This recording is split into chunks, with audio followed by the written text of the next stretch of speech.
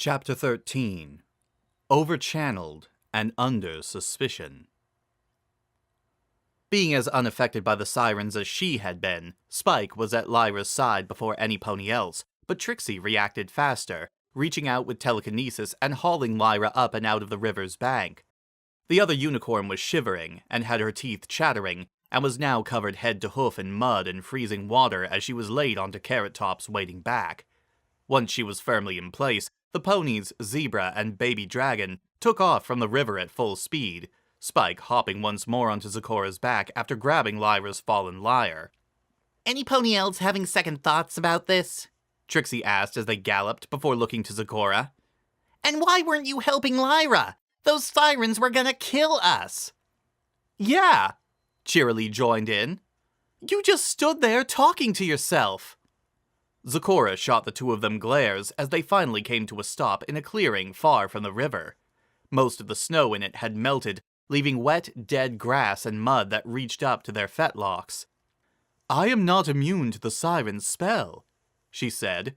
"Without my mantra, they would have enthralled me as well. This way, she only had 5 to save from a watery grave rather than 6 from the siren's tricks." Trixie shook her head. "The sirens said they'd met you before, though. I didn't think that Raindrops had to specify this, but you're supposed to be guiding us safely to the palace, not right past a bunch of sirens. If you knew they were going to be there..." Zecora looked indignant. "That river is many miles long," she interrupted, jabbing a hoof in the direction they had galloped from. "I do not know the range of the siren's song, nor could I have known where they chose their lair. I did not intentionally bring us there." Trixie opened her mouth to raise another objection when she heard Lyra cough from atop Carrot Top's back. The zebra probably had some good points, but Trixie didn't have to acknowledge that, and she had more immediate concerns anyway. Trixie trotted over to Carrot Top and Lyra, looking her fellow unicorn over. Lyra's eyes were closed, and she was breathing in short, quick gasps and still shivering. "Is she going to be all right?" Carrot Top asked, craning her neck to look at the pony on her back. "What's wrong?" "She's overchanneled," Trixie said, shaking her head again as she stepped back a few feet and looked down to the ground, her horn glowing as she singled out a large section of grass. "Hang on, let me try to dry this." Her spell was interrupted by a burst of green flame across the grass. The other ponies backed away in fright, looking to the flame's source and seeing Spike atop Zecora's back, exhaling as hard as he could. After a moment he stopped, panting a little. The area of grass that Trixie had singled out was now blackened to a crisp, but thanks to the overall wetness of the clearing, there was no danger of a fire. After a second, he made a curious gesture of extending a hand with fist clenched, except for his thumb, which pointed straight up. "Thanks," Trixie decided as she removed her cape and laid it across the burnt grass, the enchantments in it ensuring that it was in no danger of catching fire, at least from the few fuel-starved embers that remained. She then took Lyra from Carrot Top's back and set her down on the ground. "Overchanneled?" Ditzy-Doo asked after she was done. "What is that? Like magically working yourself to exhaustion?" "No," Trixie said as she took Lyra's lyre from Spike and laid it down next to the prone unicorn.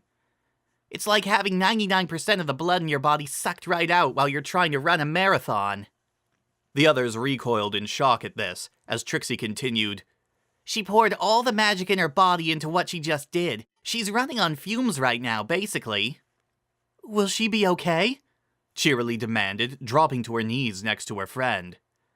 Trixie shook her head. "I don't know," she admitted. "She needs magic. If I had an ether, she'd probably already be awake, but right now all she can do is sleep and recover her magic naturally. It might take hours, or days, or longer." "I could fly back to Ponyville and get an ether," Raindrop suggested. "The hospital would have a few, right?" Trixie grimaced. "Or we could all go back," she began, but was interrupted by Carrot Top. "Wait," she said. "Ether? Like from an ether flower?" Trixie blinked. Sort of?" she guessed. "Except, no, ether flowers are too rare, so they're really a mix of..." "They're not rare," Carrot Top interrupted again. "I mean, not really rare. They're just hard to get since they only grow in the Everfree, and no pony wants to make a habit of coming here. But they blossom year-round since they feed off magic rather than sunlight. I could go looking for some. A flower that restores lost magic power? Zecora asked. Tell me the appearance of your claim. I may know it by another name. Blue, with red stripes, Carrot Top provided. The petals sort of look like small maple leaves. The stem is very toxic, but the petals aren't. They grow low to the ground. Ah, in my tongue this plant is Zuchawi Mawa. I am familiar with its power. I know of a grove where we can find the flower. We could be there in half an hour. And it'll still be there? Trixie asked, not wholly trusting Zecora's sense of direction anymore. Some animals won't have come along and eaten them, will they? Carrot Top and Zecora both shook their heads, however. Like I said, the Earth Pony explained, the stem is poisonous, so most animals stay away. All right, cheerily said, pointing to herself and then Ditzy-Doo.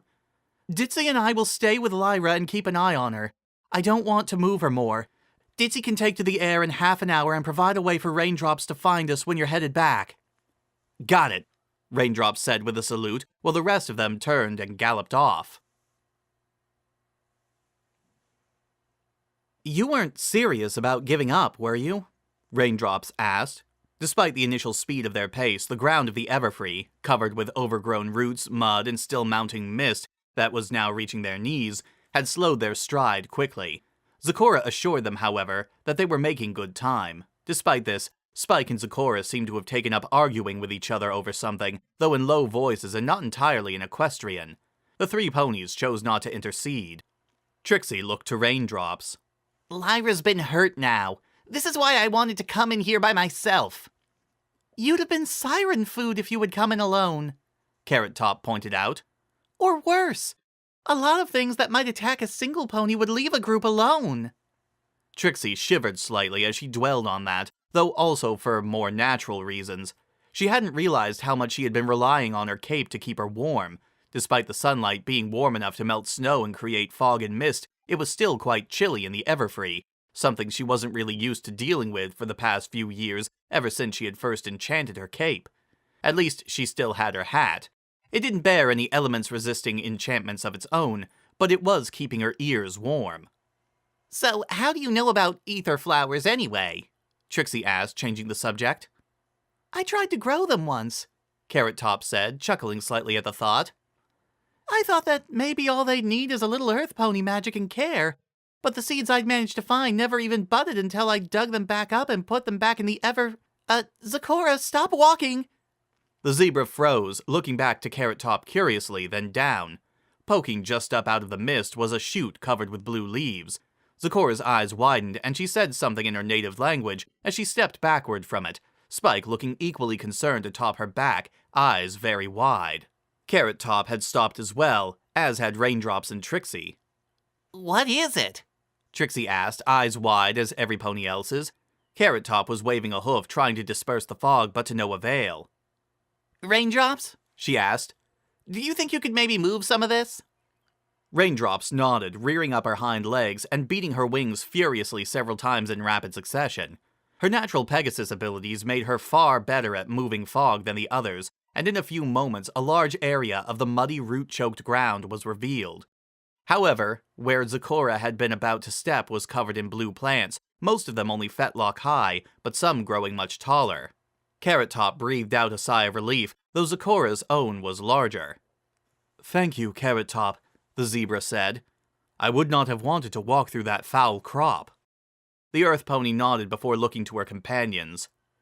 Poison joke, she explained. Another magical flower grows largest in the winter. Its effects are less than fun if it touches you. No kidding, Spike noted in a low voice.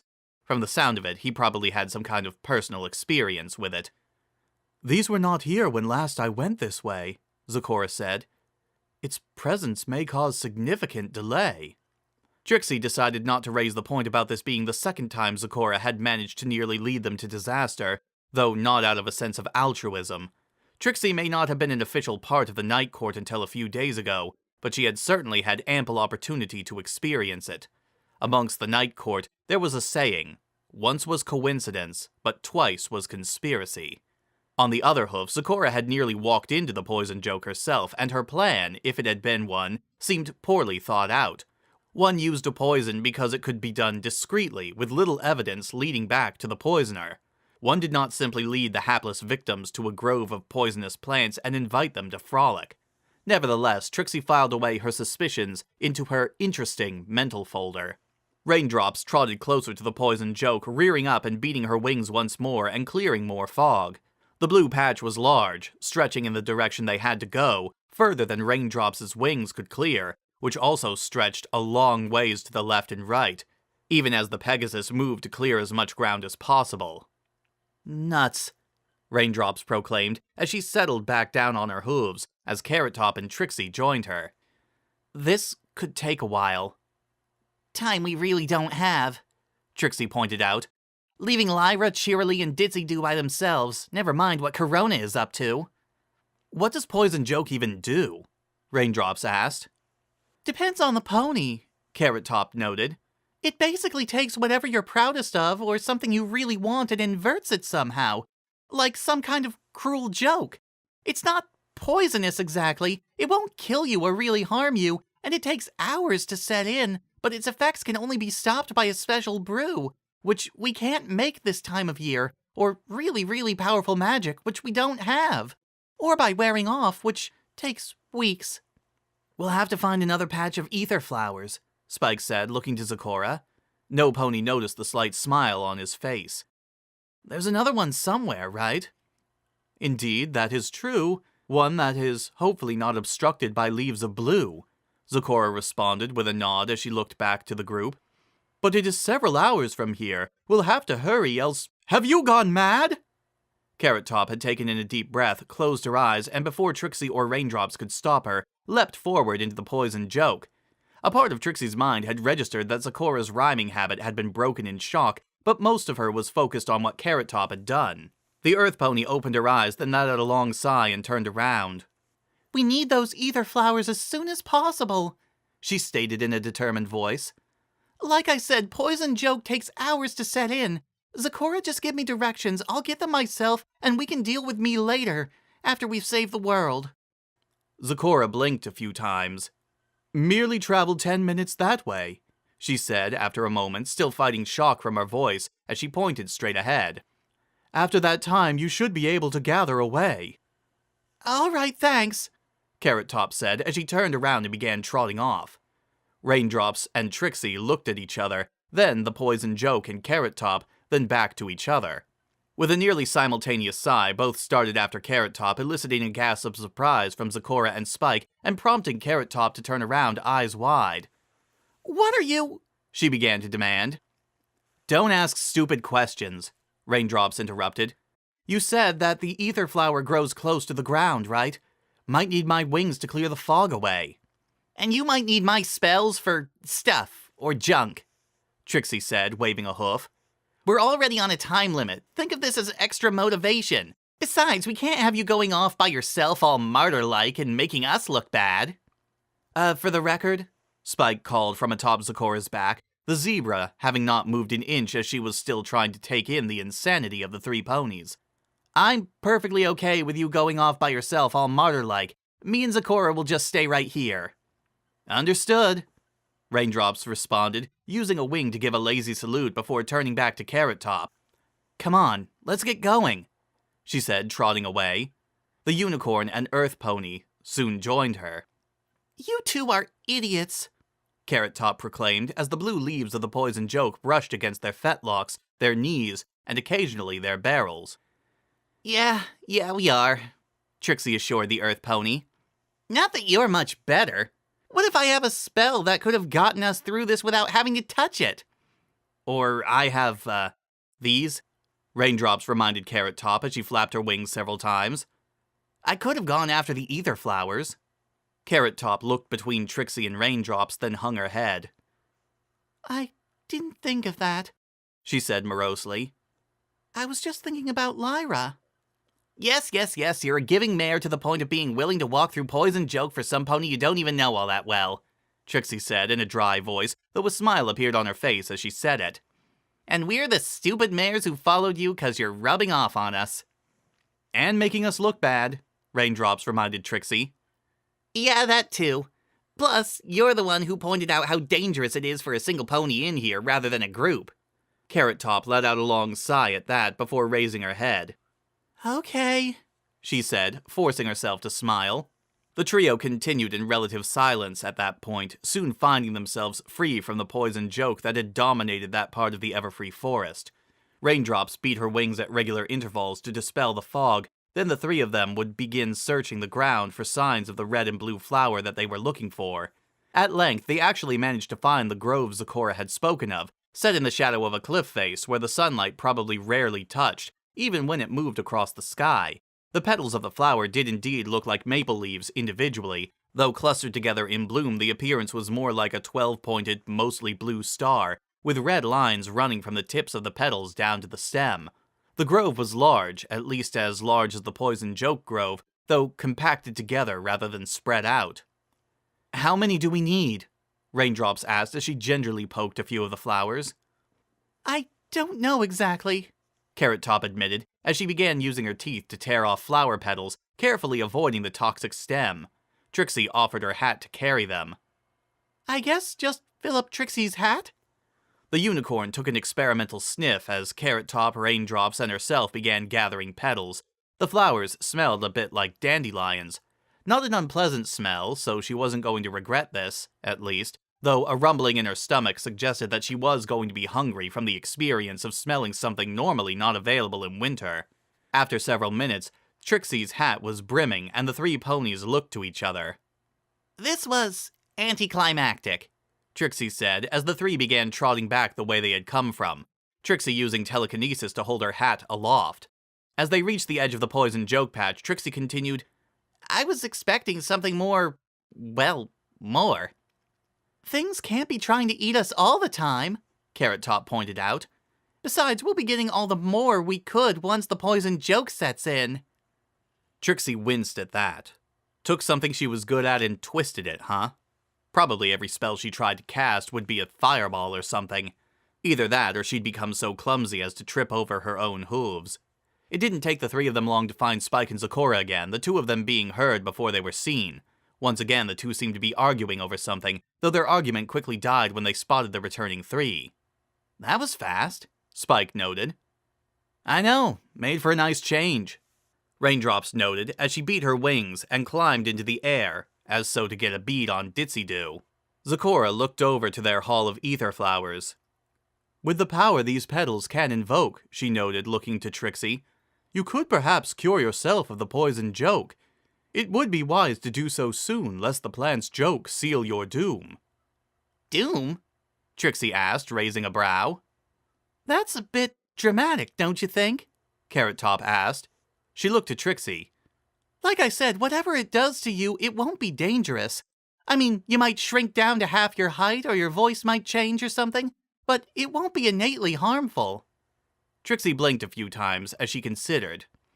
We'll see how much Lyra needs first, she decided. Then see what we can do with the rest.